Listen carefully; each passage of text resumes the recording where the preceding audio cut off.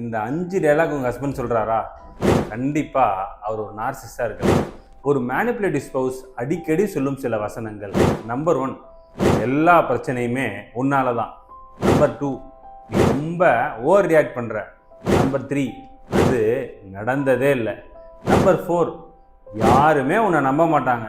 Number 5, நான் இல்லைன்னா நீ ஒன்றுமே இல்லை. இந்த வார்த்தைகள் சாதாரண சண்டை வார்த்தைகள் இல்லை. இப்படி தொடர்ந்து சொல்லும்போது ஒரு நபர் தன்னம்பிக்கையை இழக்க ஆரம்பிப்பார், தன் நினைவுகளையே சந்தேகப்பட ஆரம்பிப்பார். இதுவே எமோஷனல் மேனிப்புலேஷன் ஒரு பேட்டர்னாக இருக்கலாம்.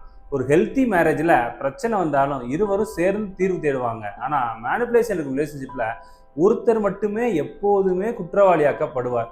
இந்த மாதிரியான அனுபவங்கள்லாம் உங்களுக்கு இருந்தால் முதல்ல உங்கள் லீகல் ரைட்ஸ் என்னன்னு தெரிஞ்சுக்கோங்க. எமோஷனல் அப்யூஸ் எப்போதுமே உங்கள் தன்னம்பிக்கையை கெடுக்கும், உங்கள் வாழ்க்கையை சின்ன பின்னமாக்கும்.